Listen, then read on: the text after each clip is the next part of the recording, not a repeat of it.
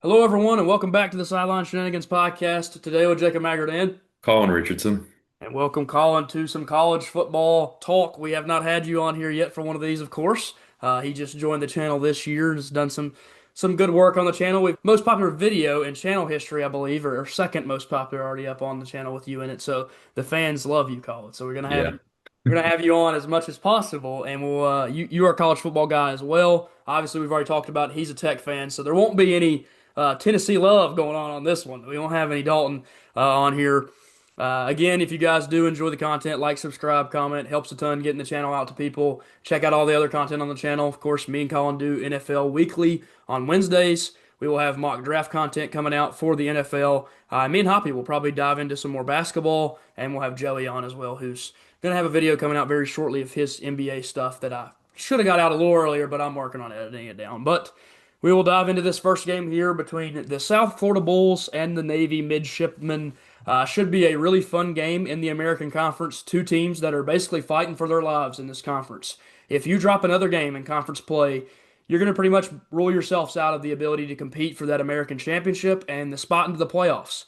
South Florida does get ranked in the recent playoff rankings, and they're looking like the team to beat in all of the non-power schools to get that playoff spot. If they win this one, that would obviously boost their resume a little bit more over a good Navy team who played pretty good football with Notre Dame for a half last week. They just got outmatched because Horvath was unable to go. We will dive into these quarterbacks here first. Byron Brown is your leader over there with South Florida. As you can see, he's thrown for 2,200 yards on the season, has 19 passing touchdowns, 6 interceptions, has had a really, really good season so far. And he's also the superstar of that rushing attack with 705 rushing yards, 9 touchdowns there as well. He is everything to this offense. If he is not available or not able to go, this team would be nothing. And they will rely on him heavily and make sure that he is up to the level to compete for this game. There was actually a point in this season where he was in the Heisman candidacy because they had won those games at the beginning of the season with that upset when they beat Florida. That was a huge one, and of course, Florida is not as good as we thought they were, but at the time, that was a pretty wild upset. On the other side for Navy, they of course have Mr. Blake Horvath himself, one of the best Navy quarterbacks in the history of Navy's program. 7 touchdowns, 1,143 yards, 5 interceptions. That is if he's able to go. If he's unable to go, they're going to have issues like they had against Notre Dame. Now, again, USF does not have the defense that Notre Dame has, but Horvath is everything. He's even more everything than Brown is. He's nearly a 1,000 yard rusher on the season and has 13 touchdowns. So if you're Navy, you gotta hope and pray that you get back Horvath for this big time game. The rumor was that they were potentially resting players for this game, knowing that they had no chance against Notre Dame anyways. If that's the case, expect them to come in here fueled and ready to go. Colin, what do you have here on the running backs for these two squads? Yeah, you kind of, I feel like, stole my running backs with your quarterback Yeah. there. Both these teams really like to get the quarterback involved in the run game. For USF, it's kind of a running back by committee with Nakia Davenport, Sam Franklin, and Alvin Isaac. They Yeah. all have kind of split carries right around the 50 carry mark. And that's really nothing compared to their quarterback with Yeah. 129 carries. Yeah. Nakia Davenport has been their best back, besides their quarterback, obviously. He's averaging right at 7 yards a carry, so and has 5 touchdowns as well. And then for Navy, it's Alex Texa Yeah. is their main back, and then a lot of wide receivers are in there with all those weird formations they run and different things there. But their main back, I guess, is Texa. Yeah. But you're going to see a lot of people get carries with Navy because of the reverses and fullback dives, read options. Yeah, really, you got to guard everything with Navy. Yeah, and that's what makes them such a unique team. And also, I gave you a tough challenge for your first time talking college football, and giving you running backs. You had to cover a team that has 50 running backs on the roster. They do use the receivers as running backs. They use the fullbacks, the tight ends. They have multiple quarterbacks. It is a very dynamic system. Alex Texa is that superstar, though. He was highly touted as a guy that could go to the NFL last year, have faced some injuries, and then coming into this season faced some injuries, and he still happens to be the leading rusher for this squad. So, really impressive performance from him all season. And you expect that if they have any chance in this game, it's going to be Horvath, Texa, Heidenreich, who I will speak about in a second, getting those carries and getting big time yardage. Moving down to the receiving attack here. Kayshawn Singleton is the guy over at USF, but they also have Chaz Nimrod, who we mentioned earlier in the season. He is a Tennessee transfer, and this is a kid that was good enough to be there. He had some catches for Tennessee last season, and so now that he's come over to USF, he's just another weapon that Alex Golesh has to kind of move around on the field and put in positions to make plays.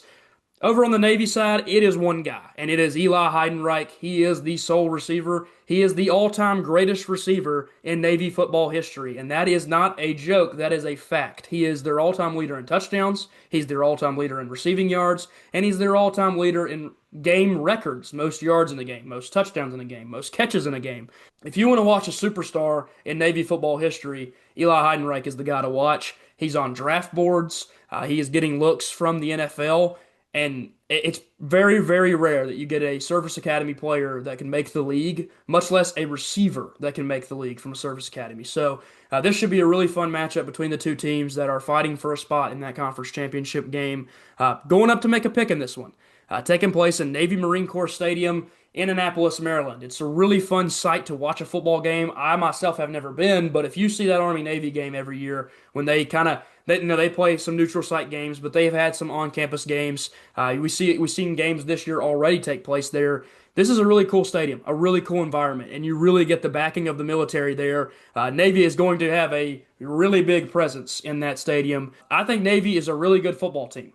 I think that they are good enough to be in this game, and I think they're good enough to win this game. But I'm going to take South Florida. I want to take Navy. Everything in me says take Navy. It's the fun pick. It's the heart pick. But when I'm using my brain, I'm saying South Florida went out and beat an SEC school in Florida early in the year. They played with Miami for a half. Now, they got beat in the second half pretty bad, but it's Miami, who at the time looked like a national championship contender. I think South Florida has some real legit weapons, some real legit talent, and a guy like Byron Brown, man, he can win you any football game you're taking place. So I'm going to take South Florida. Colin, what's your pick here? Yeah, I think I'm gonna go with South Florida in this one as well. I just think South Florida has too much talent, like you mentioned. Not that Navy doesn't, it's just I think their play style has kind of got them to where they're at because it's just really hard to stop. I remember when Virginia Tech was up, it would be Georgia Tech seemed to beat them every year just because of the way they played Yep. at the time. So it's tough to stop. But I think South Florida is talented enough to go into Annapolis and beat Navy in this one. Yeah, and quickly a fun comment on that. When we would play those Georgia Tech teams, there was years where they had Calvin Johnson. They, this Eli Heidenreich, he might not be Calvin Johnson, but he is a legit receiver, and it should be really fun to watch how they use him, how Georgia Tech was using those superstar receivers that they had while running that triple option scheme. Moving on to our next game here, Notre Dame taking on Pittsburgh in what should be a really important matchup, although they may have a head coach telling you otherwise. He's made some quotes about how this game isn't necessarily the most important game in the world because Notre Dame isn't an ACC opponent, and all they care about is winning the ACC championship. I would have an argument against that saying, if you can go win this one and win your next two, all against ranked opponents, guess what? You can make the playoffs without winning your conference championship game. They're not supposed to be taxing teams for playing in those games this year, and if they lose it, it's not supposed to hurt their resume. I think that game means a lot to you. For Notre Dame, it means everything. They lose another game, their season is over. They don't have a conference championship game to secure them a bid in the playoffs. So they have to handle business if they want to get it done here.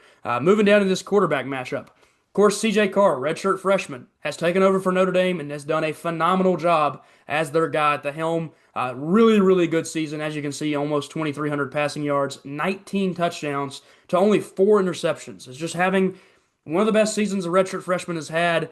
They have their quarterback for the future, and you're hoping you can keep him around for at least another 2 years. Notre Dame is kind of antsy to get back into that position they were in last year where they were playing in that national championship game.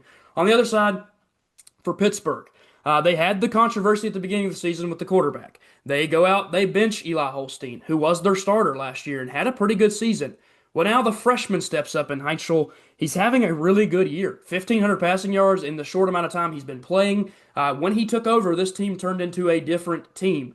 They look like a team that can win the ACC. Who knows who can win the ACC, though, at this point? We've had so many different teams lose games they shouldn't have lost or win games they shouldn't have won. So should be a really fun quarterback matchup. But most importantly, who is these running backs taking place in this game? Two of them coming from Notre Dame, going to be NFL guys in the future. Yeah, I think that Jeremiah Love guy is pretty good from what Yeah.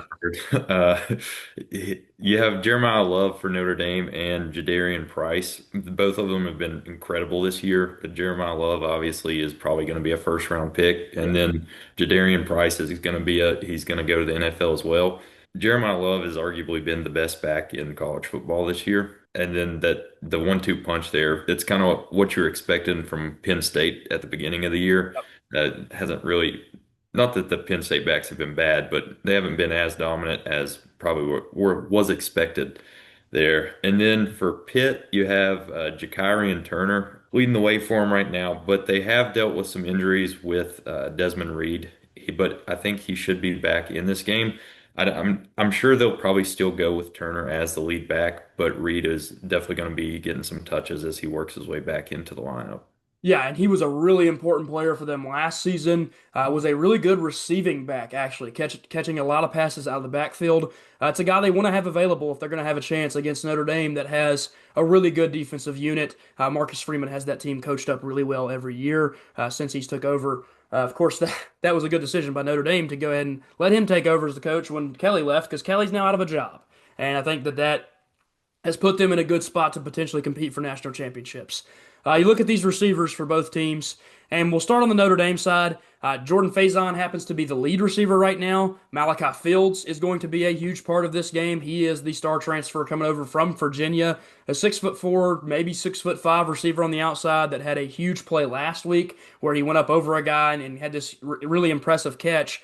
And that's just what they have this year. They have receivers. And when they have receivers with the running backs that they are very, very scary. Notre Dame teams don't usually have the best receiving core in the world. On the other side, for this Pittsburgh squad, they have Kenny Johnson as their lead receiver, nearly 580 yards on the year, 37 catches, 4 touchdowns. Right behind him, you have Raphael Williams Jr., and he's backing it up with a pretty good stat line himself 36 catches, 525 yards. Both of them have found the end zone more than 4 times, 4 or more times.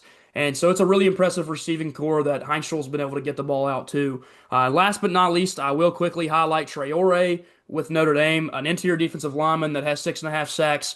When you're doing that from the interior defensive line position, it's extremely impressive. It is not easy to get to the quarterback when you don't have an edge to rush around. So watch out for him to be a potential game wrecker if Pittsburgh just can't handle him on the inside. We will move up to make a pick in this game, of course, taking place in Acrisure Stadium. Colin knows all too well what can happen in that place if the Pittsburgh fans get rolling. Colin, what's going to be your pick here in this fun matchup?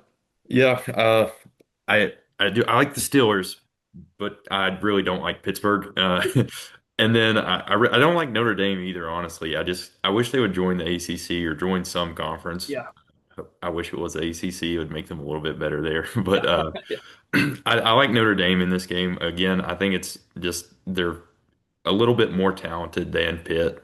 I think Pitt is really well coached, and I think they've done a good job with what they have. But I just think Notre Dame's more talented than them, and I think that's going to show this Saturday.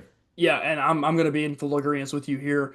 You see that spread started at 11.5. It's now moved to 12.5. The betting odds, they're all favoring Notre Dame. The ESPN predictor is heavily favoring Notre Dame. And in my mind, I think they're the far better football team, especially after your head coach comes out and says, this game doesn't matter. We could lose 100-0. It doesn't really motivate you to want to go play this one. And I want Pittsburgh to do well just because they're an ACC school and we don't have anybody else probably looking like they're going to make the playoffs, and we got to have somebody get in there. Right. So it's going to be them. It's going to be maybe Georgia Tech, and obviously I won't even mention the other school in the conversation because I sure as heck don't want them in the playoffs. So maybe they'll get it done, but I have no hope. I'm with you. Notre Dame is a really good football team. They're extremely fun to watch, and they literally have an Olympic level athlete playing running back. When you've got that on this team with this quarterback and that head coach, it's extremely hard to beat them. So give me the Fighting Irish. Going into our next one here, Virginia taking on Duke in a matchup of two ACC schools. Which ACC team wants to win the conference? It doesn't seem like any of them want to do so right now. They're now all down to one loss. Duke just lost an out-of-conference game to UConn in a really fun one. Virginia, of course, loses the game to Wake Forest last week. With the injury to Chandler Morris, there is a lot of question marks. If they have Chandler Morris available in this game, they're going to have a better chance to win it. Otherwise, they are relying on a young freshman quarterback who struggled a lot last week. Looking at the statistics here, we'll go with Morris and say he's playing this game. 2,000 passing yards, 12 touchdowns, 5 interceptions, and brings a rushing upside. But again, who knows what you get out of a guy with the kind of injury that he faced last week and missed the rest of the game. Concussions are nothing to play with. On the other side for Duke, you have Darian Mensah, the Tulane transfer, who's having an incredible season, nearly 2,800 passing yards, 24 touchdowns to only 4 interceptions.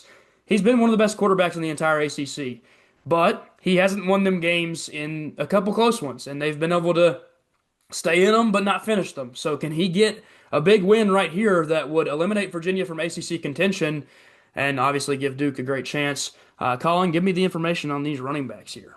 Yeah, so for UVA, you have Jamari Taylor, who has really been their workhorse. He has 169 carries for 784 yards and 11 touchdowns. They also have Harrison Whaley. He has 56 carries on the year and 5 touchdowns as well. Yep. But Jamari Taylor has been really impressive so far this year for UVA. He's been a big reason for their success that they have been having.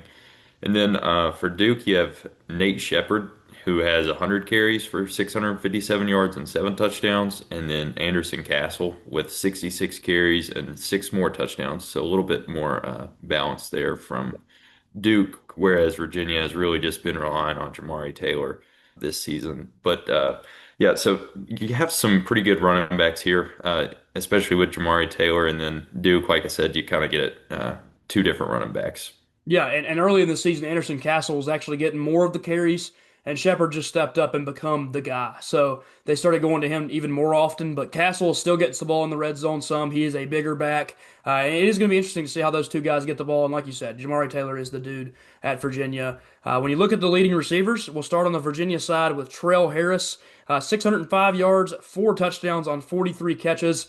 That's going to be a completely different story if Chandler Morris is not available. That receiving attack was completely eliminated when Chandler Morris went down. So you want to see a player like Trell Harris get going. Otherwise, there's some worries to be had if Virginia has to rely on someone else. On the other side for Duke, you have Cooper Barkate, the superstar receiver that has had a really good season so far for them. 824 yards, 50 catches, 5 touchdowns. He was on the Mel Kiper big board when it comes to receivers. They had him tiered out as, well, in like the fifth tier of receivers, which is insane that, a guy that has 800 yards in the fifth tier, but this receiver class is just so loaded with talent that even a guy like him is not even in the top 10. So should be a really fun matchup between star receivers and some good running backs. Last but not least, to highlight a superstar on both sides on the defense. Starting with Duke, you have Vincent Anthony Jr. coming off the edge. One of the better edge rushers in the ACC this year. He has slowed down, though, as of late, and once they got into ACC play, he wasn't as effective. It'll be interesting to see if they can get him going against what could be a young quarterback that's not ready for that kind of pass rush. And then Cam Robinson, the linebacker at Virginia, that literally is getting Heisman votes. He is that good of a player. He is a superstar at the linebacker position. Had a pick six a few weeks ago. Last week, he tried his best to get him a victory, holding Wake Forest to very few points. It's just Virginia couldn't score on the offensive side of the ball. So this should be a really fun matchup of talented players all over the board. Going up to make a pick in this one, taking place in Durham, North Carolina. Duke gets the home game, and right now they're 4.5-point favorites. I think Duke is a very interesting team, and the concerns that I have with Virginia is Chandler Morris, when he's not available, they aren't very good. And I don't know the availability of Chandler Morris. If he plays, I think they have a good chance. Otherwise, I think Duke is a better football team, and I'm going to take the Duke Blue Devils. And I hate both of these teams and hate one of them in another sport, but I think Duke gets it done here and gets a huge win that keeps them in the conversation to win the ACC. Your pick here. Yeah, I'm just going to go off the assumption that Chandler Morris is going to play. I feel like they're going to kind of rush him back a little bit so that they don't drop another game here. So I'm going to go with UVA here, just under that assumption. I think if he doesn't play, then it's going to be a different story. I think Duke will win, but I think UVA will win with Chandler Morris, and then they'll have their upset next week. Yeah, perfect pick. I hope that is the way it works out for us. Moving on to our next one here, Iowa taking on USC in what should be a really fun matchup in the Big Ten. Iowa just gave Oregon everything they could handle and almost got a really nice close victory. Of course, Oregon was able to get that late field goal and get that win. And with USC, they're kind of on the outside looking in when it comes to the Big Ten championship game, but also the NCAA playoffs. But they're right there. They could sneak in there if they get another big win right here. Who knows where they could jump up to? And they've obviously have good enough players to make a playoff. So it should be really fun to watch these two teams go at it in Los Angeles Memorial Coliseum. Looking at the quarterback matchup, Mark Gronowski is the guy at Iowa. He's not a high level passer. You can tell by his passing statistics, but man, he is a dog, and he is going to run the ball a bunch. He's going to make plays with his feet, and that is a huge part of that Iowa offense. So far this season, again, only 1,000 yards, 5 touchdowns, 4 interceptions. It just doesn't look like a quarterback, and it's kind of funny. Blake Horvath at Navy has more passing stats in a triple option offense. On the other side for USC, it's the opposite. They are a quarterback school because of their head coach in Lincoln Riley, who's had multiple NFL quarterbacks.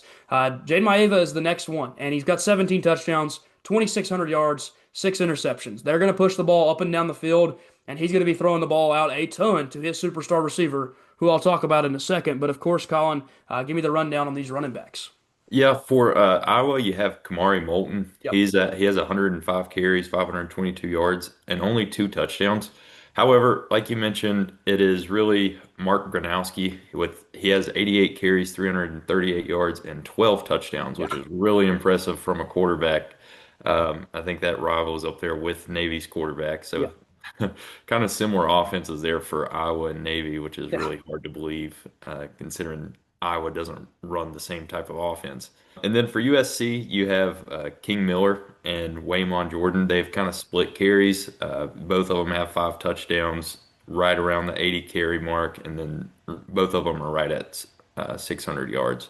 However, King Miller has been averaging 7.9 yards per carry, which is really, really good. That's almost a first down every time he touches the ball. Yeah. So, some really interesting rushing statistics there, especially coming from Iowa with Gronowski's 12 touchdowns on the ground. Yeah, and that is just what they do. They get to the red zone, and he just takes the ball and gets it in the end zone any way he can. You talk about the rushing attack over at USC. Waymon Jordan was the guy to start the season, but Miller has kind of been better as of late, so it's hard to keep him off the field. Diving down into this receiving matchup here, Sam Phillips at Iowa has 13 catches for 216 yards and no touchdowns on the entire season. That is less than half of what Navy's lead receiver has in Heidenreich. So it's really interesting to watch Iowa play football. They are going to just force feed the ball to their running backs and force feed the ball in Gronowski's hands and just see what they can do to get up and down the field. They're going to play incredible defense.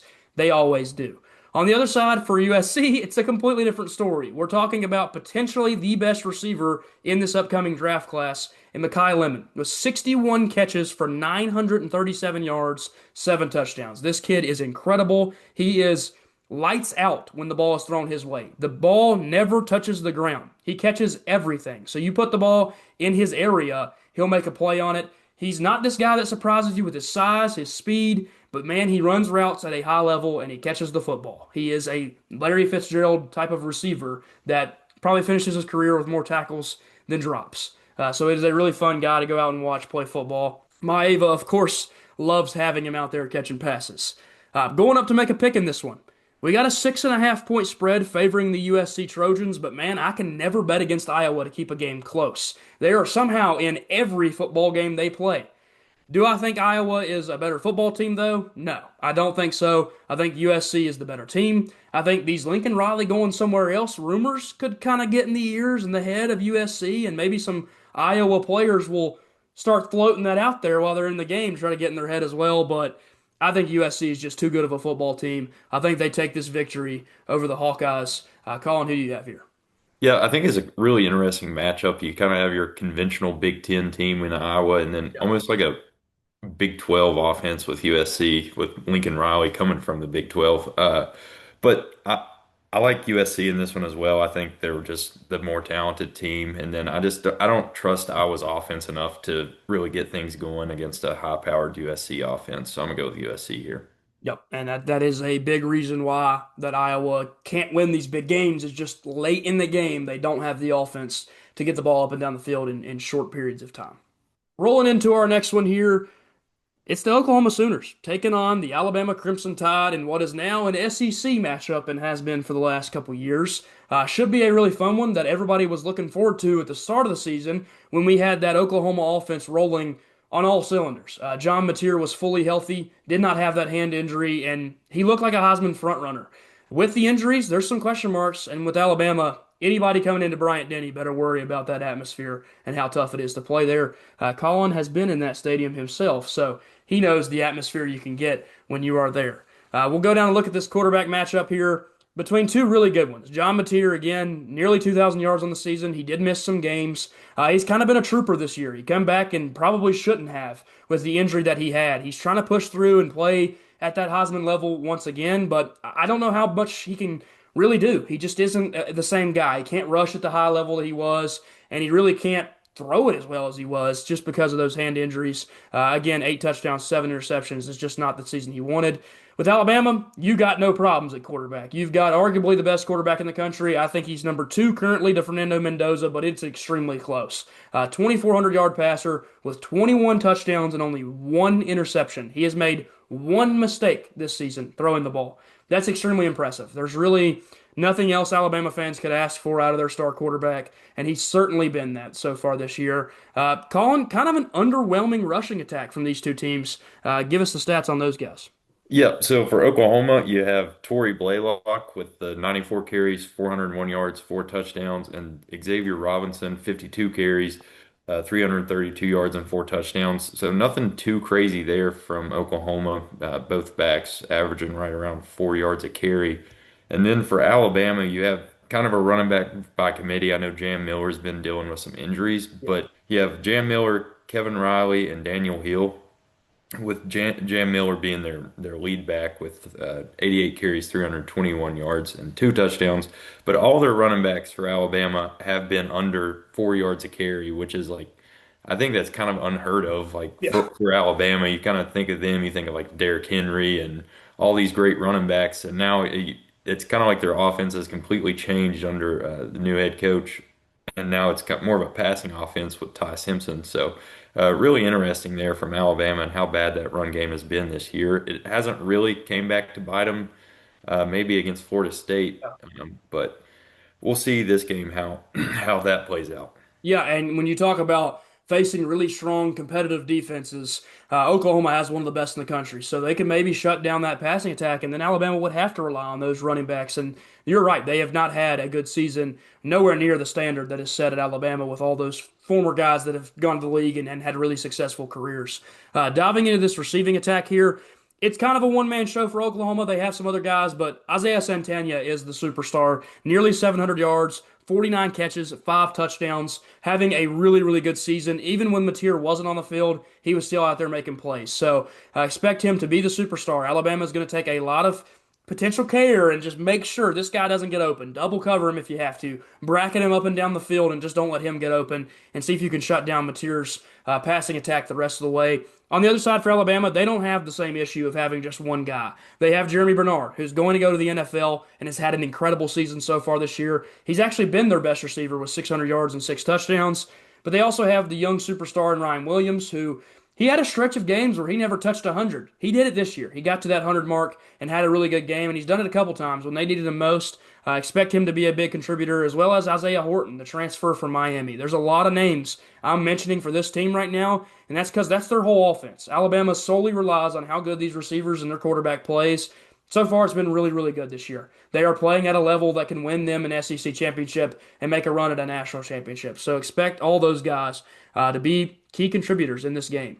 You go down to the defensive side of the ball. I'll actually start on Alabama's side with Yonze Pierre having a good season so far with 6 sacks, but he's kind of done it recently. He didn't have the craziest start to the season. The guy that you would have mentioned at the beginning of the year was LT Overton, kind of a up and down type of player. He either has a good week or he has a bad week. And when they're bad, they're bad. And when they're good, they're really good. He's just a hot and cold type of player, whereas Pierre's been more of a settled in, consistent guy. On the other side for Oklahoma, they don't have that issue. They have a superstar defensive lineman in R. Mason Thomas, who's had an incredible year. He is probably going to be a first round pick. If he isn't in the first round, he's sure as heck going to be in the second round. So expect him to be the guy for that Oklahoma defensive line. They're going to shut down the run game. I have no concerns that that will happen. They're just too good defensively. But can they get back there and cause havoc and get Simpson down a couple times? That's been the issue is teams have the inability to get to him and make him in pressure situations throw interceptions. They haven't been able to force that. And so far he's done so well when he is rushed. He's actually one of the best quarterbacks in college football under pressure. Going up to make a pick in this one. We see that 7.5 point spread has kind of shrunk down a little bit to 5.5. And I think a lot of people are banking on Oklahoma having a fully healthy team. John Mateer was set to be coming back around this time. He came back way earlier. But now, without any re-injuries, he would be maybe a fully healthy John Mateer. If that brings his rushing game back, this is a completely different Oklahoma team. That doesn't change my mind on this game. I think Alabama in Bryant-Denny Stadium with Ty Simpson playing at a Heisman level, they're nearly unbeatable. I think that Alabama will get it done in this game. I think that this is their last extremely difficult challenge before they probably play in an SEC championship game. So give me the Crimson Tide to get it done in their home stadium in Bryant-Denny. But if John Mateer is healthy, if that defense is getting after Simpson, it could be a really close, fun football game. Colin, what is your pick here? Yeah, I'm gonna go with Alabama just because it's a home game for him. I don't see him losing at home against Oklahoma here. I don't know if John Mateer is completely healthy yet. Like you said, he started out the season. He was a Heisman contender, and since the injury, he has not been as good. Without him being completely healthy and ready to play, which he's obviously going to play, but like I said, still lingering injuries. I think Alabama's going to win. I do think if they can get to Ty Simpson and kind of not completely shut down the pass game, I don't know if that's possible with Alabama, but if they can kind of slow down the pass game and then, like we said, the run game has been pretty bad for Alabama this year. So if they can slow down the pass game just a little bit, I think they can keep it close with them. But I like Alabama here. Yeah, and that is the exact points that I brung up. Is just they're so hard to beat if you don't shut down the passing attack, and they don't even have a rushing game, and they're 8-1, 6-0 in the SEC. Really interesting season for them so far, especially because they lost a game to Florida State, who can't seem to win a game in the ACC. Very interesting. Moving on to our next game here, Memphis taking on ECU in another important game in the American Conference. Sadly, Memphis has kind of eliminated themselves from conversations with those two losses, but ECU is still right in the thick of it, and they could potentially make that conference championship game, which gives them a chance to make a run at a playoff spot. They've had a good season so far, but again, this Memphis team is really good. And it's very unfortunate they have those two losses because they're a team that could really challenge top tier programs late in the season. We'll look at the quarterback matchup here. Should be a really fun one. Brendan Lewis has been the guy all year for Memphis. He brings a rushing upside, but he also has 2,200 passing yards, 12 touchdowns to 5 interceptions. He didn't have his greatest game ever in the two losses, and that's kind of been the issue is when he isn't going and that offense isn't as high powered in the passing attack, they're not as successful. On the other side, for ECU, they have Caitlin Hauser, who has been really good this season. 2,500 passing yards, 14 touchdowns to 5 interceptions. He's got the passing offense rolling, and he's also got two superstar receivers who have been really good this year. I'll talk about them in just a second, but Colin, give me the rundown on those backs. Yeah, so for ECU, you have London Montgomery, who has 101 carries, 534 yards, and 5 touchdowns, and then Marlon Gunn with 70 carries, 320 yards, and 4 touchdowns. And then Memphis, you have Sutton Smith with 89 carries, 535 yards, 6 touchdowns. And then, like you mentioned, with the quarterback, he has 119 carries, 521 yards, 8 touchdowns. They also have another running back, Greg DeRosier, with 83 carries, 485 yards, and 7 touchdowns. And then another running back with 7 touchdowns, Frank Peasant, with 40 carries, 207 yards. He seems to be more of like a power back with low carries and high touchdowns there. But a bunch of running backs there for Memphis, and then really just London Montgomery and Marlon Gunn Yeah. for ECU. It is interesting that Sutton Smith and Montgomery both have like right around the same amount of rush yards, almost exactly Yeah. 1 yard apart. But Smith has quite a few less carries Yeah. than Montgomery. So really interesting there from Memphis with all their running backs they use, and most of them have like 6, 8, and 7 touchdowns. So they get a lot of production from their running backs. Yeah, they are a heavy run team. Like I said, they want to do that with their quarterback and all those running backs. They want to get the ball to those guys, let them make plays.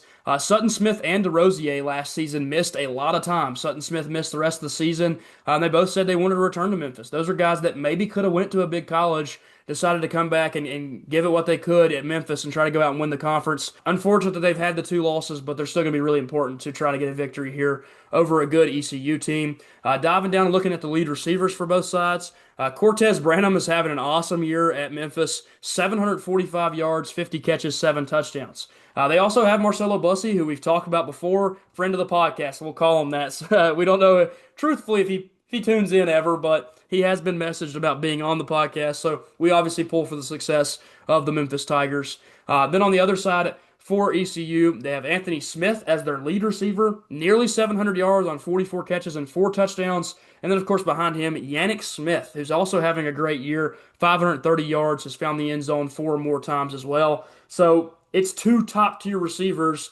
whereas on the other side, they kind of rely solely on Cortez Branham to get open and make plays. Going down quickly, I've highlighted him a couple times. I'll highlight him again. Former Virginia Tech player Sam Broomfield is their leading sack guy and their leading tackler.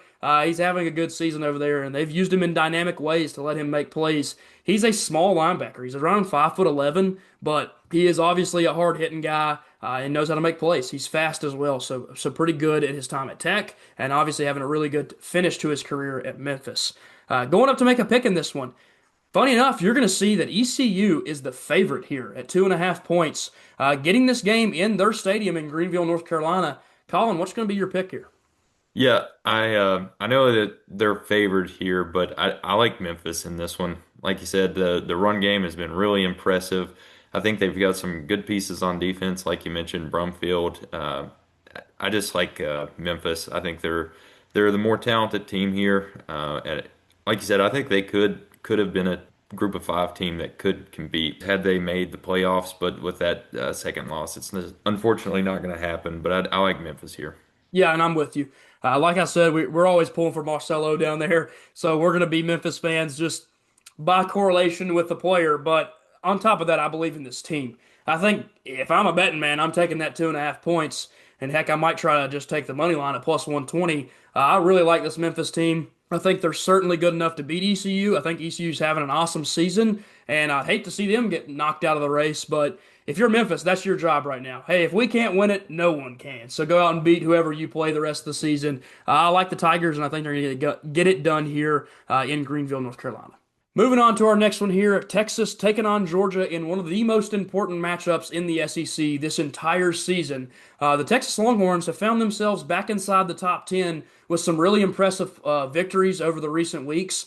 They're also just rolling right now. They have a quarterback that's playing the way he was supposed to all season over the last few weeks, and you don't want to face this team right now while they're hot.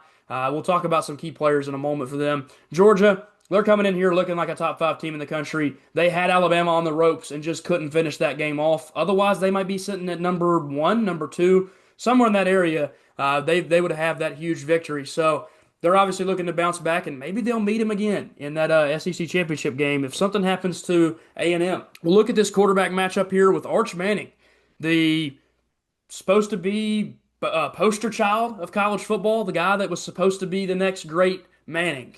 He had some struggles, and he had some real struggles to start the season. But as of lately, he's toned back in and kind of become a top-tier quarterback. And 2,100 yards, 18 touchdowns, and 6 interceptions looks pretty good on the season so far. You look at recent games, and it looks even better the way he's playing. On the other side for Georgia, we've talked about it time and time again. This dude is a gamer. Gunnar Stockton, when it matters, is one of the best quarterbacks in the country. He doesn't have the super flashy statistics, 2,000 yards, 15 touchdowns. He doesn't turn the ball over much, 2 interceptions.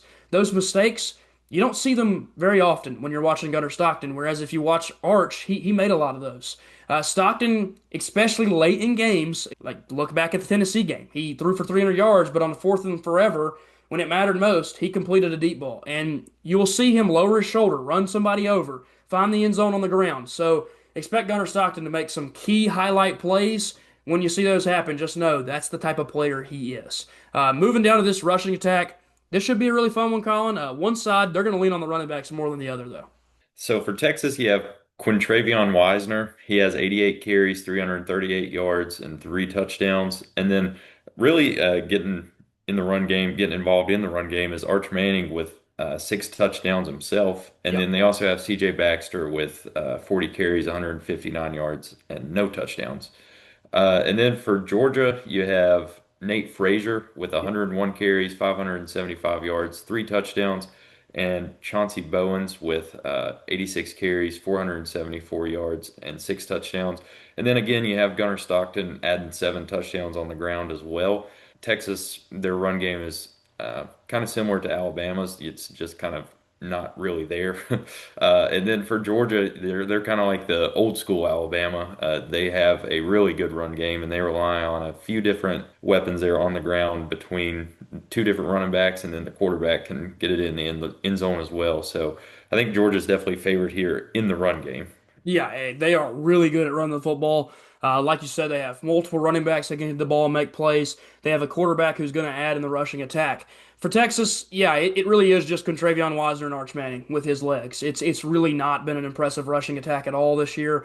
And Georgia, man, they're going to try to lock in and stop these star receivers over at Texas. The top one being Ryan Wingo, who's having a pretty good season, nearly 600 yards, 31 catches, 5 touchdowns. They don't have all that returning production. They lost a few guys to the NFL, but Arch has found his favorite target. He's going to him a lot and letting him make plays. And Quintravion Wisner will be important coming out of the backfield. He'll have some catches here and there. When you look over on the receiving game for Georgia, Zachariah Branch is awesome. This is a superstar slot receiver that can make plays with his elite speed. One of the fastest guys I've ever watched play the sport. They also have Colby Young on the outside, a big monster receiver at 6'4", can go up and down the field and make plays. And then the tight ends, Oscar Delp being one of the best at that position, was supposed to probably already be in the league, but he has had a couple rough years. Last year wasn't a great year, but he stepped it back up and had some pretty good games this season. So watch out for all those Georgia Bulldogs to be running around trying to make plays. Defensively, I'll start on Georgia's side with CJ Allen, a guy that is a surefire first round pick with the Eagles, I think we had in our mock draft. I can't remember where we had him going, but towards the bottom of that draft, those teams that desperately need linebacker, they're going to be looking at a guy like CJ Allen, who obviously leads them in sacks and leads them in tackles. On the other side, it's a mixed bag with Texas's incredible defense. Colin Simmons is a monster. We also had him in the first round of our mock draft.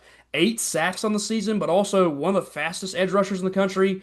Can be a dynamic guy that can drop back in coverage as well. And then their leading tackler in Anthony Hill, probably going to end up being an NFL guy as well in one of those top rounds, first, second, or third. So expect some really good defensive play from the Longhorns. If they're going to be able to win this game, it is going to be heavily relying upon Arch Manning and this incredible stout defense that they have. Going up to make a pick in this one. Georgia is getting this game in Athens, in Sanford Stadium, 5.5 point favorites. They rarely lose in this building. They had a monstrous winning streak at home prior to that Alabama game. Colin, what's your pick here? Yeah, I like Georgia here. I don't see them, like I said, they had that huge home win streak, and I don't see them losing 2 games in 2 games in one season at home. I think Arch Manning is going to kind of revert back to what we were seeing earlier in the year against this really good Georgia defense. Not saying that he's going to finish the year like that, but I think Georgia can kind of make that come out of him. And then I think Georgia, like I said, with the ground game has been really, really good. And then, unfortunately for Texas, I think if they lose this game, that's probably it for them in the college football playoff. I don't know how you can get them in there with 3 losses. So that would be pretty rough for them because I do think that they're a really good team, but I think this loss to Georgia is going to do it for them. Yeah, and you look at that team, and that's a defense that should be in the playoffs. I mean, they have some incredible defensive players. Heck, I just named you 2 guys that are probably going to be first round picks on the edge. But with Texas, it's just been the losses that they've had. You know, it's not a bad loss to lose to Ohio State to start the season. Heck, they're the best team in the country. And this isn't a bad loss. You're losing at Sanford Stadium, but that's what you get when you schedule a really incredibly difficult out of conference game and some really strong in conference competition with the SEC. Texas has one shot if they lose this game. That's go and beat Texas A&M in rivalry week, who is sitting at number 3 in the country right now. If you have a victory over them and you're 9-3 and you're one of those at-large teams, a lot of people are going to say, "Hey man, They lost to a ton of really talented teams and beat the number three team in the country who didn't have a loss. That would be really impressive, and it would maybe give them a chance to sneak in. But I'm going to be with you. I think that's going to be the chance that they have to have. I think Georgia will take this game, go out and get a huge victory over the Longhorns. I think Gunnar Stockton is going to make a big play or two when it matters most, and C.J. Allen on the defensive side. Although they don't have a ton of names like Texas has that I mentioned, they got C.J. Allen, and he is the captain. He is the leader of that defense, and I just trust Kirby Smart whenever it matters most. I'm picking no other coach in college football to get me a victory.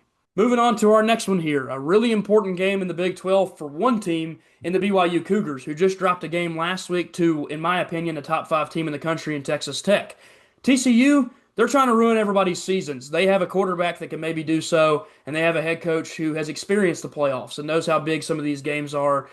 Should be a really fun one between these two opponents in conference. Diving into this quarterback matchup, Josh Hoover is a draftable quarterback in the NFL, and I think he goes that way. I think he ends up going to some team in maybe the second or third round, and I think they're landing a kid that could maybe be a star quarterback one day. He's shown so many flashes of excellence in college football. Of course, he has nearly 2,700 yards, 23 touchdowns, 8 interceptions. That's the thing you want to see him tone back. If you're an NFL team, you're probably going to tell him, hey, man, we don't want to throw that many picks, but we love 2,700 yards and 23 touchdowns. So he's a chance taker. Sonny Dykes is okay with him doing that, and that's what led to this TCU offense being really good. If you remember, they opened the season with that absolute stomping in Chapel Hill over Bill Belichick.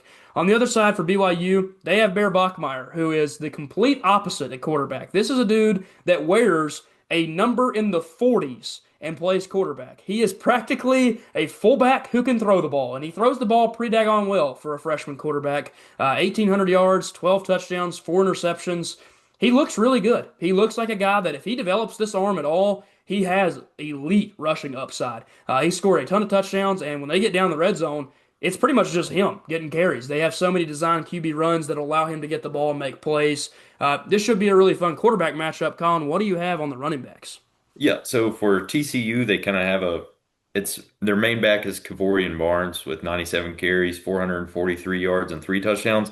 Then after that, you have a few running backs, Trent Battle and Jeremy Payne with 57 carries, 326 yards, 6 touchdowns for Battle, and 44 carries, 218 yards, and 2 touchdowns for Payne. So a little bit of running back by committee there after you get past Barnes. And then if you're BYU, it is LJ Martin and Bear Bachmeier is running back two. Yeah, yeah, After that, the next leading rusher has 7 carries. So yeah. LJ Martin with 142 carries, 824 yards, and 5 touchdowns. And then Bachmeier has 105 carries, 420 yards, and 9 touchdowns. So those two are really getting the job done on the ground game for BYU. And then TCU, like I said, a little bit more spread out there. Yeah, it is a really fun rushing team to watch. This BYU team played a crazy overtime game earlier in the season, and Bear Bachmeier got the ball like 31 times in that game on the ground. It was just every single play was just snap it to him, let him run, snap it to him, let him run. And he somehow got in the end zone and won that game. So, really impressive from Bachmeier. We'll dive down into these star receivers, and both these teams have some really good ones. Eric McAllister over at TCU, 834 yards. 48 catches, 8 touchdowns. This is one of those guys that's just flying under the radar because not many people are tuning into TCU knowing that they're not able to make the playoffs at 3-3 in the Big 12. He's really, really good. If you haven't watched him, tune in and watch Eric McAllister play. The guy has a lot of elite upside. On the other side for BYU, they have the returner in Chase Roberts, who was a superstar last year. He has returned to that level. 38 catches, 650 yards, 5 touchdowns.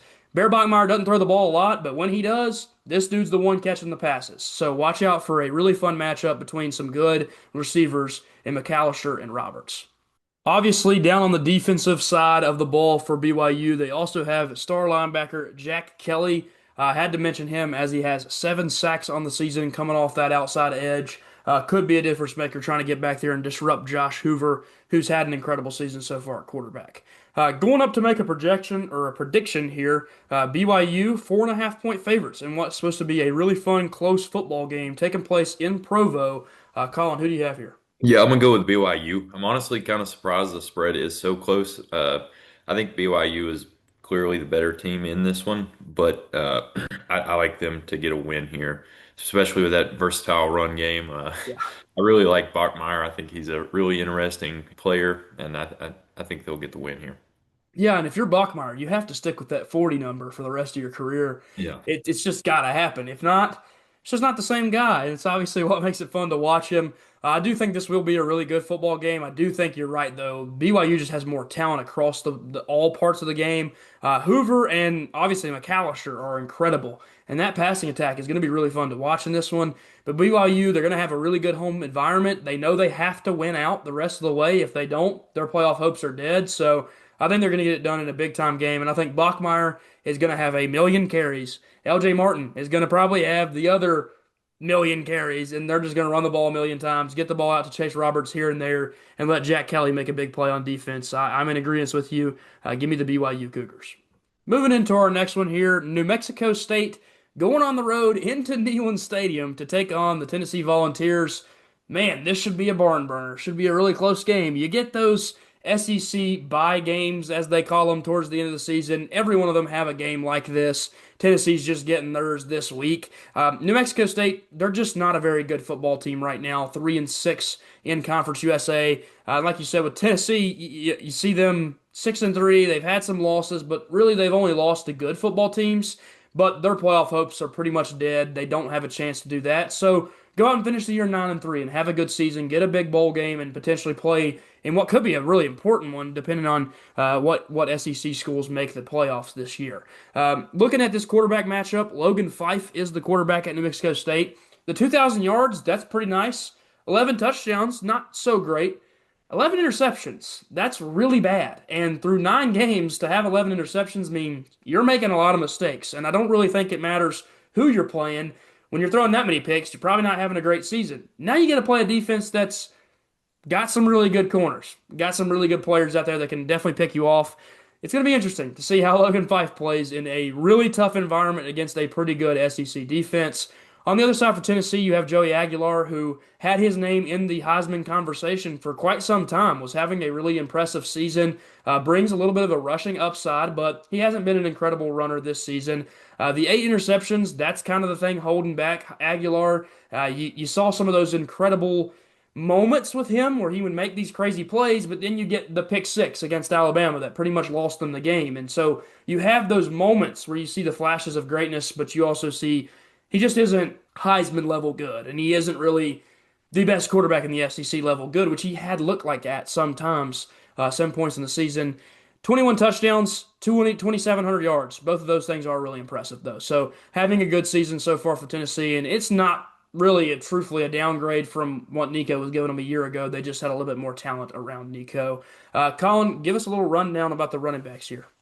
Yeah, so New Mexico State, they seem to rely on that pass game, which I'm not sure that that's a great idea with the way Fife has been playing. Their lead back is Kadarius Callaway with 86 carries, 313 yards, and 3 touchdowns. And they also have a running back, Dijon Stanley, with 49 carries, 168 yards, and 1 touchdown. So really, their two main backs have a total of 4 touchdowns, which is really unimpressive, especially considering how bad that pass game has been. So not a really good offense here from New Mexico State. And then for Tennessee, you have Deshaun Bishop with 103 carries, 690 yards, and 9 touchdowns. Then you also have two other backs, Star Thomas and Peyton Lewis. Star Thomas with 80 carries, 428 yards, 5 touchdowns, and Peyton Lewis with 60 carries, 248 yards, and 6 touchdowns. So they can really get it done on the ground. Yeah. Tennessee can, and then Aguilar also has 2 touchdowns on the ground as well. So Tennessee has a really, really good run game, and then New Mexico State not so much. Yeah, and you talk about Dijon Stanley, who transferred over from Utah, and I remember talking about him at the beginning of the season last year with Dalton. The first 2 games, or two of the first couple of games last year, he was like their leading receiver because they obviously had the quarterback controversy at Utah last year where they just couldn't find a quarterback, and all they could do was just check it down the running back and let him make plays. Surprising to see him at New Mexico State and really not making a difference. He's just having a worse season at a far worse school, so it's pretty interesting there. With Tennessee, like you said, it's kind of a two-headed horse at the top, but you get the three guys, the three backs that can make plays. Peyton Lewis getting the ball more in the red zone. Bishop has been really good in open field, and in that Alabama game, I think he should have got the ball more. It kind of looked like they had a chance when Bishop got going, and maybe when you got down to the goal line situation, he should have got the ball instead of throwing that pick six. That was kind of the game changer. And after the half, Tennessee played with them, and Bishop was the only reason really that they stayed in that game. So important to get the ball in those running backs' hands if they want to have a chance the rest of the year. Going down and looking at the receiving attack for New Mexico State, they have Donovan Fapel, who's having a pretty good season. 500 yards, 5 touchdowns. He's not making any mistakes. He's doing well when he gets the ball in his hands. His quarterback's dealing it out to him basically a fourth of the time. So let him make plays, and I don't think you can really rely on the backfield and the quarterback's decision making. So maybe make the decision for him if you're a coach and say, throw it to Fapel just over and over and over and over and see if we can get anything going. I think you've had that happen when you watched Flacco do that with Jamar Chase. Just throw it to him a million times, 23 targets, and just see what Donovan Fapel can do. Tennessee side of things, they have some really good receivers. Braylon Staley's awesome. They have Kitzelman at tight end, who transferred over from Alabama, which is an interesting one. But Chris Brazzell is the superstar here. 49 catches, 8 touchdowns, 808 yards. This dude is going to be in the NFL next year. He's more than likely going to be a first, second, third round pick. One of those teams that gets him is going to have a great receiver as well. He's a tall receiver that could be a difference maker on the outside. He's made some incredible catches for Tennessee this year. If I'm going to give anybody on that roster their roses, I'm giving it to Chris Brazzell and Deshaun Bishop. Those two guys have been superstars this season. Going down on the defensive side, New Mexico State, in the games that they have won, it's because they have some decent defensive players. Ezra Christensen off the edge and sometimes in the interior of the defensive line is their best defensive player, and he's got 6 sacks on the year, which is pretty solid for a small school in New Mexico State. On the other side for Tennessee, they have Joshua Josephs, who me and you mentioned in our mock draft. If you guys wanted to go tune in and watch that one, Colin made that pick for a team towards the end of the draft. I don't quite remember who it was, It was but the Cowboys. there you go, getting an edge rusher for the Cowboys because they don't have an edge rusher. They never have had a good one over the last few years. We harp on them a lot on the podcast. Go check that out. But Joseph's going down there and maybe saving that Dallas edge rush. He does force a ton of turnovers, and that's really impressive from him. I think he had 3 or 4 forced fumbles at that point and was one of the best in the country at forcing those turnovers. And then, of course, they have Arian Carter, who is a really good linebacker. This is probably the best part of Tennessee's defense is that linebacker and Carter and Joshua Josephs coming off the edge making plays. So should be a pretty good defensive performance, especially when you're playing a quarterback that loves to turn the ball over and a run game that isn't very productive. Going up and looking at the spread here, you've got a 40.5 point spread. Crazy enough, there's a world where they can cover this because Tennessee has beat a lot of these bad teams that bad earlier in the year. I don't know how they show up and play this one, but it is very funny to see a 99-1 and a 40-point spread. We're only covering this game because Dalton is a co-host on the podcast. We're covering it in place of Dalton. Dalton, I'll do this in your honor. The Vols are going to get a victory here. They're probably going to win by a ton. Colin, I know me and you both here, not the biggest fans of the Tennessee Volunteers, but I think you're going to go the same way I went. Yeah, I'm really just surprised how big the spread is. Tennessee playing the Aggies, number one team in the country, right? Yeah. Yeah, far from it. I think the Tennessee's going to get a really big win here. Like you said, it's kind of the SEC's bye week, so I'm gonna go with Tennessee here. Yeah, and they all have that bye game. I don't know how much money New Mexico State's getting to come up there, but whatever that amount of money it is, I guess it's worth the beating that they're going to be delivered in Neyland Stadium. Moving on to our last one here, Virginia Tech, the Hokies taking on Florida State in what is actually a pretty important game for both teams because if Florida State loses this one, you might see the end of the Mike Norvell tenure at Florida State, and if that happens, who knows? That job could be one of the most enticing ones out there in the country.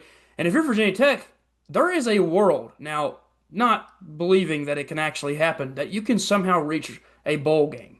And obviously, it starts with Florida State, a team that can't win an ACC game. They haven't won very many this year. Speaking, they have won one singular, and last year, they didn't win any. So, this is a team that is very beatable in conference play. On top of that, you play Miami, who, when they get into cold weather, things don't seem to go so well for the Hurricanes.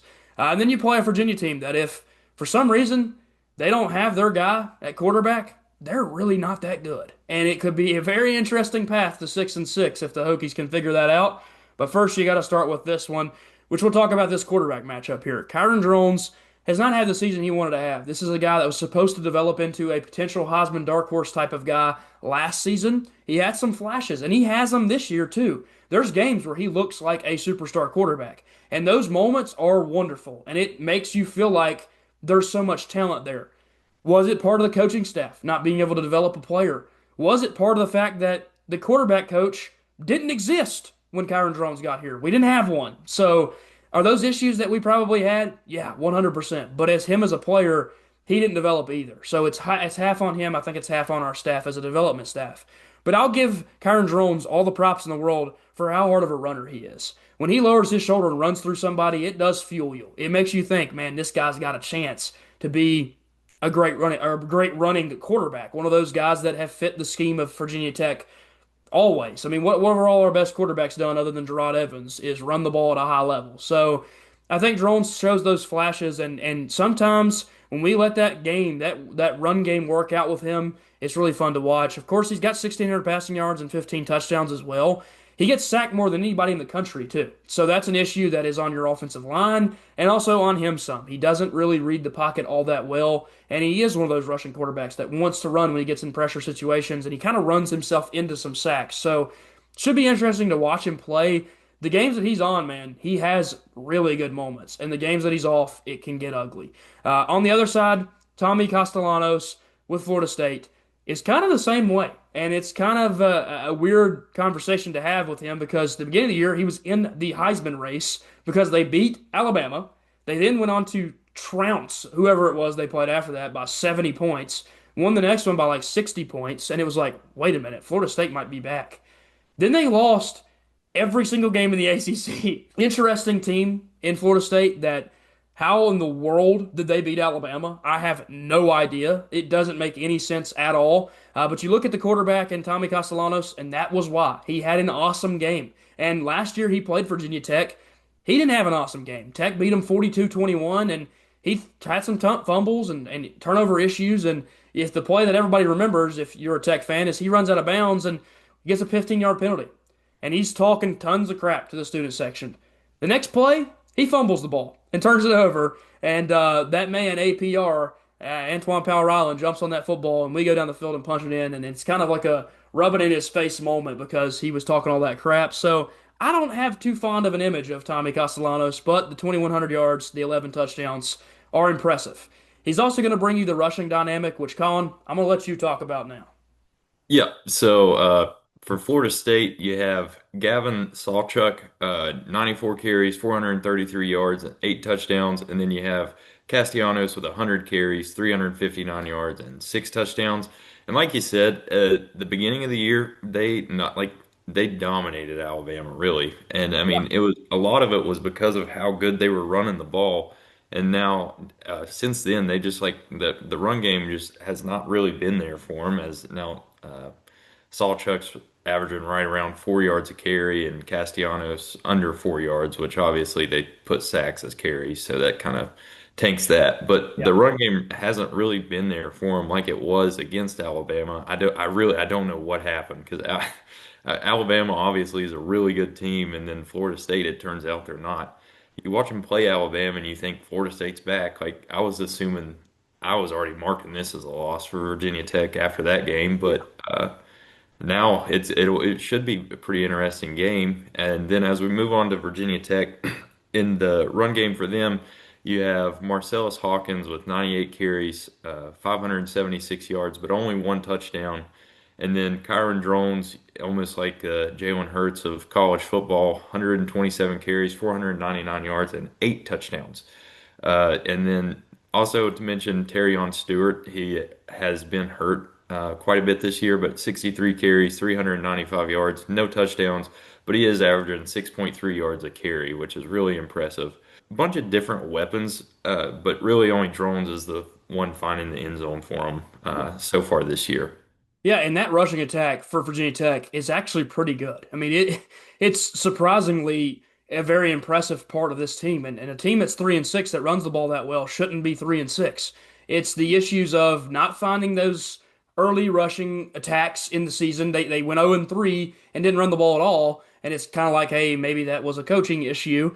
And then after that, you're 3-3. So you've found ways to win football games. You beat an NC State team who you certainly shouldn't have beat, and you've played okay at times. You've had games you should have won. Honestly, Wake Forest, you shot yourself in the foot too many times. That's a game you should have won. And so the rushing attack is really fun to watch. And that is something that if we get that going, we can beat this Florida State team.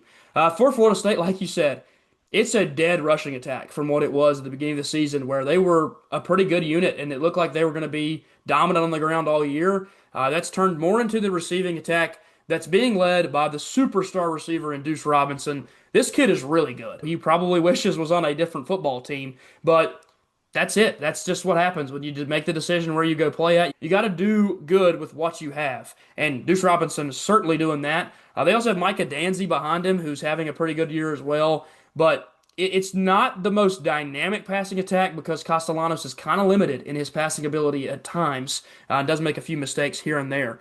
On the other side for Virginia Tech, you can see our lead receivers, Aiden Green. This is a kid that I want to desperately keep on this football team when we get our next coaching staff in here. He has a lot of potential, and potentially a better quarterback could get him the ball and let him make more plays. They have Donovan Green, who has pretty much been shut down since the first part of the season. I think he's went catchless in the last 3 games, and he had a 100-yard game against South Carolina, who was supposed to be, a super impactful team in the SEC. And although they haven't been that, they were still a pretty good football team when we played them. They have a couple other guys behind him. A Cam Seldon, who can be used in a variety of ways, can get the ball on end arounds, can get the ball on some screens here and there.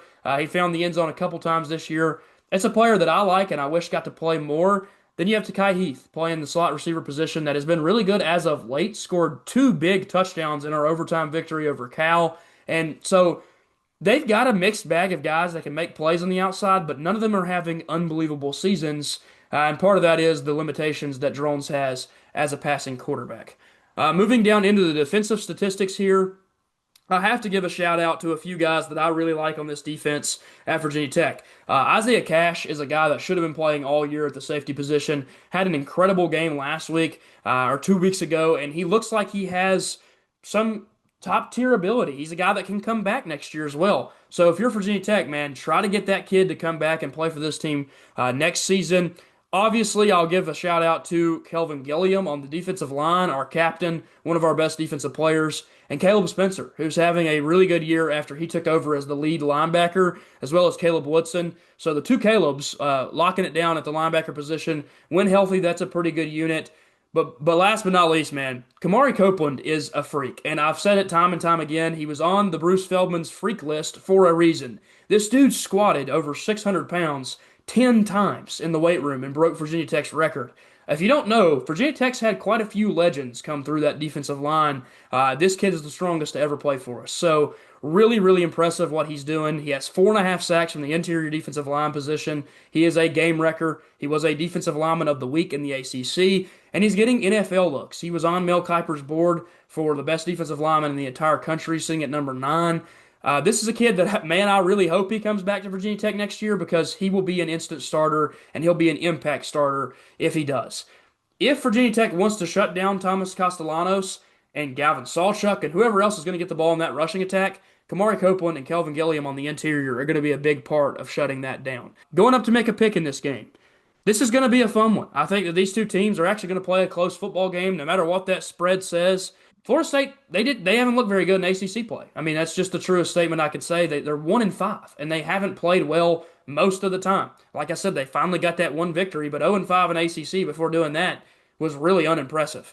For Virginia Tech, you've got to win over an NC State team that I would compare to this Florida State team. They might be better. So you know you can play up to that level. You know you can compete and beat a team like this. It's will they do that? Colin, I've built up a lot of anticipation behind my pick, so I'll let you go first. Who do you have in Doak Campbell Stadium with the chop going on in the background? Yeah, the chop seems to go on just about every play there.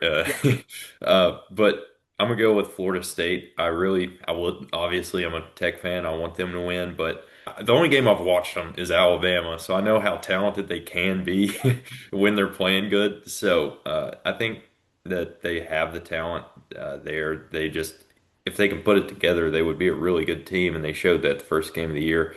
But even when it's not all together, I still like them over Virginia Tech.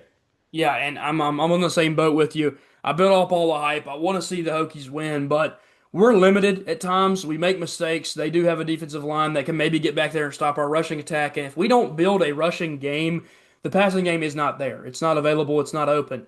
We also don't run the ball like I think we should. We don't use the guys we have enough, in my opinion, and I think that's kind of been our own downfall this year at times. That spread has moved from 10.5 to 13.5 for a reason. Vegas is heavily on the Florida State side, but also this game is in Tallahassee, and it is a great home field environment. I don't know if the fans are still showing up to games. I think they probably are. I know the Tech fans still show up in over 50,000, which is absurd with some of the situations and the fans have been in themselves. But I think Florida State is just overall has more talent. I do think the Tech has a chance in this game, and I don't think we're going to get beat by 13 and a half. Montgomery has done a great job at keeping this team motivated and letting us go out there and play games and at least be in those games. But again, Florida State beat Wake Forest. We lost by a touchdown. I think there's no other thing I need to share. I think Florida State will get it done. Now, I'll stop being Tech negative and I'll be more Tech positive. There is some information floating around about the potential hiring of a head coach with the Hokies. And me and you, we've talked about it plenty of times off camera. There's a specific guy that makes the most sense and a guy that we both want a lot. And it would be a guy that could potentially turn this program around immediately with the right, goods, the right staff, the right money to give to his players. There seems to be some really good backing behind that. The hiring of James Franklin. That is who I'm speaking about. Colin, is that the guy you think is the perfect guy to fit in at Virginia Tech? Yeah, I do. I think he obviously when he was at Penn State, I mean, they stole so many players from Virginia. It seemed like, I mean, you would think it would be like either Virginia Tech or UVA or maybe Tennessee or something stealing their players, but no, they're going all the way up to Pennsylvania to play for Penn State. All the really good players from Virginia. So I think he would be a great fit because he already recruits the state extremely well. So I think that when Virginia Tech's at their best, they are recruiting in state and they're getting all the best players in state. And I think with James Franklin, you're able to do that. Yeah, and I fully agree with you.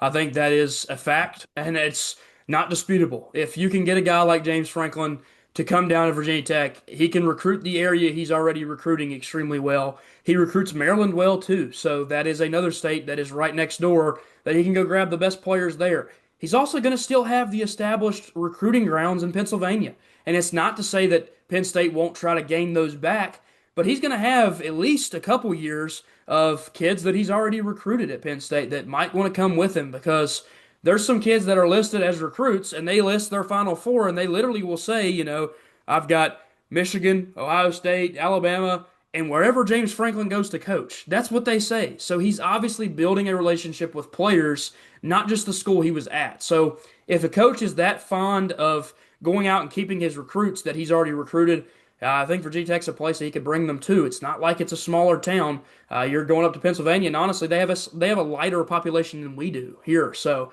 it's even smaller. I will say, I will confirm a few rumors that I've got some sources potentially telling me this some positive things about getting him. There was a report, valid report over, online. You can go look it up. Colby Crawford is one of my buddies here at Virginia Tech. He posted and talked about it this evening. He said he's about a 9 out of 10 confidence rating that we're going to land James Franklin. And he also confirmed for a fact James Franklin was in Blacksburg Tuesday as of, today it's Wednesday for us filming. It will be Thursday when this comes out. The Tuesday before, he was here. He was looking at houses in Blacksburg. I don't think you look for a house in an area unless you plan on living there. So there is some positive momentum towards getting him to come down here. All things aren't over until the paper is signed and handed in. So don't obviously think it's done, but just know that we are as close as we've ever been to hiring potentially the most, not potentially, the best coach that Virginia Tech has ever hired for any coaching position. Not that Frank Beamer wasn't the best in our history, but when we hired him, he was not a high level coach. James Franklin is a guy that took a team to the national semifinals last year and then got fired. So think about that. If you're the Hokies, you're not concerned about winning the big games. You're concerned about playing in a big game. It's not a big game if your team is not ranked and the team you're playing is number 10. That's not a big game. The Hokies haven't had one of those in a long time, and James Franklin can bring that to you. He also has a lot of recruits that could come with him. He maybe even has some Penn State kids that would follow him. That is the instant turnaround. That's the option that I think is the most viable and the best option for both sides. So there is some real smoke behind that, and I'm hoping we get that announcement in the next 2 days. And if that happens, Virginia Tech has got a really positive situation to look forward to in the future of the athletics as a whole because of what it could do, but also most importantly, what it could do for the football program that needs to get back to the level it was at. That will do it for this week's Pick'em. We've had a really fun one. Colin, first time on the podcast for the Pick'ems. Of course, he is on my weekly NFL talk. If you guys want to check that out, we have a good time on there talking about the Titans and the Steelers. He is a Steelers fan, so we get to talk about them there. Obviously, Virginia Tech fan when it comes to college football. Colin, if you got anything else you want to add, time is now. Yeah, go Hokies this week. Hopefully they can get them a nice win over Florida State. If not, I think their real bowl game is the last week of the season against UVA. Hopefully they can still destroy any hopes for UVA making it to the playoffs in the last week of the season. That would be pretty awesome. And then also I want to give a quick shout out to Joe Fananiano, I think is how you say his name, quarterback for Fagnano. UConn. Yes. He has had an incredible season. I saw that today. 25 touchdowns, no interceptions is absolutely insane. So shout out him. He's probably not playing the best competition, but he's Yeah. still putting up numbers for sure. Yeah, and he just beat Duke last week, which creates the craziest scenario where Duke could win the ACC and be so bad because of the four losses that they are a ranked conference champion or maybe even an unranked conference champion, and we see two group of five teams make the playoffs because Duke is not good enough to make it with their four losses already. So if you're pulling for some crazy scenario where we get two group of five teams, that's the way you want to go. Us as ACC fans would obviously love to see like a Georgia Tech in the playoffs and give one of those big teams a run for their money. It would just be cool to have the conference represented by somebody like them who I think is the brass of the conference right now. That they could maybe give a really good game to Georgia at the end of the season. But again, that will do it for our pick'ems. I will probably look to do a recap, maybe have Colin back on. If not, I will do it on my own this week. I haven't recapped one in a few weeks because of Dalton missing in action. He's out selling the high seas, so hopefully we'll get him back on the podcast rather soon. His team shouldn't have anything to worry about this week. Check out all the other content I have on the channel. Like I said, the weekly NFL talk, the NBA stuff that will be coming out shortly. And like, subscribe, comment if you guys enjoy the content. We will see you guys when we see you guys. Peace. Peace.